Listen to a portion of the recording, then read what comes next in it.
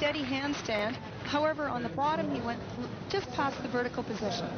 Now, the handstands don't have the high DD. This is about the highest you get for it, 2.6. That's right, Ted. We can see here it's a nice control off the start, and he's in an excellent position. When he lines up for the water, he just washes by the vertical just a little bit. A couple of sevens there, 3 sevens as a matter of fact, and the rest 6.5s from the judges for David Bedard. That'll hold him in second place, a sort of a wry little grin there.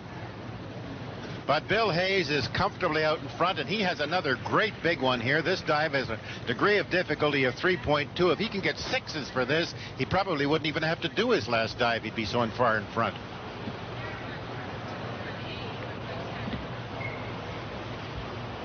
A great inward 3.5, Ted. That was just wonderful. He ripped the entry. He had lots of room on the dive. He's really in control of this competition. I think his entries are great. They have been all the way through, haven't they? Oh, he's just been diving superbly. We can see here he's right in control of the dive, a nice position in the air, and look at the room he has to line up, and almost no splash again. And the judges really like that one. Look at those 8s that come up. 74.88 points for the dive. Oh, he's a way out in front with 80 points. 10.65. This is combined with the points accrued during the preliminaries. He's 80 points in front of David Bedard, who still has that big lead on Fournier for third place. Last round of dives, and the placements are pretty well assured before we even have this part of the competition. But this has been quite a story. 19-year-old Tommy McLeod, an English major at the Lakehead, diving for Thunder Bay, and Mitch has really done a job with those people up there, hasn't he? He certainly is doing a great job with his divers. Tommy's going to be doing a back 1.5 with 2.5 twists. And a wonderful dive for Tommy. He'll be so pleased with that. He had a rip entry on the bottom. He can really nail his dives. He has not given in to the pressure at all. No, we see here he has a strong jump and gets right into the twist and is quite tight in the air and has lots of time to line up for that rip entry. It's very important to have a long line up on the bottom.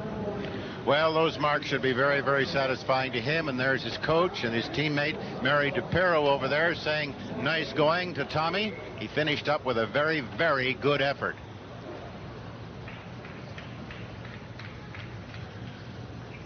Third place has been Bruno Fournier's spot in this competition since about the halfway mark. He is solidly in third, but too far behind Bedard to move up into second. Yes, and he'll be doing an arm stand triple somersault. He'll go forward from the tower into a somersault. There's a high degree of difficulty for an arm stand dive, 2.8.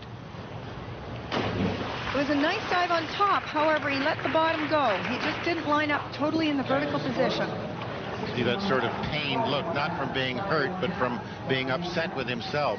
He has a very sturdy arm stand, but he allows himself to fall too far forward before he gets into the tuck. So when he goes to line up on the bottom, he loses the control.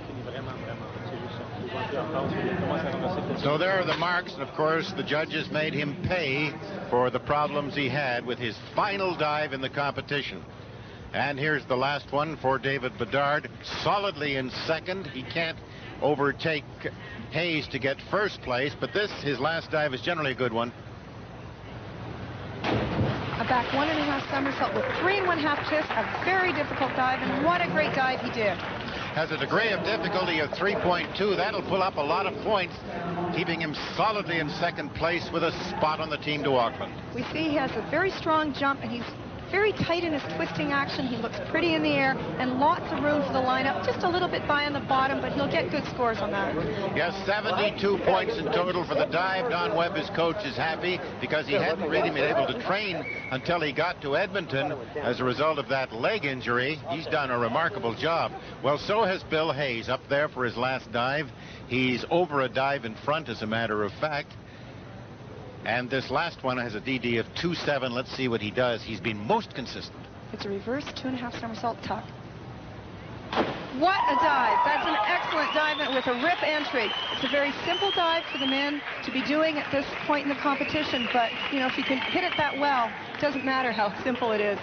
You see here, he gets a great jump off the tower.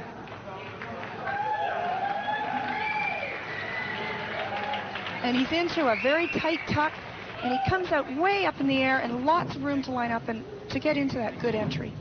Terrific marks. Those are the highest marks we have seen for anyone in this entire competition. That 9.5 is the highest single mark from a judge, and we hadn't seen any more 9s before. So look how convincing his victory was and how far ahead of Fournier Bedard is. So we have a chance to talk with this winner. Congratulations, Bill. Would you say that the move to Michigan was the key to this success, really? Yeah, it definitely helped with training. We do a lot more down there twice a day than I was doing at home.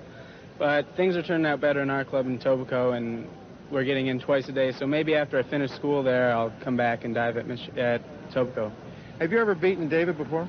Once in preliminaries, but other than that, no. He's a great athlete, and he's great on tower, and I'm really happy that I could do that, but I'm not going to consider it, you know, something that'll always happen. He's right there behind me.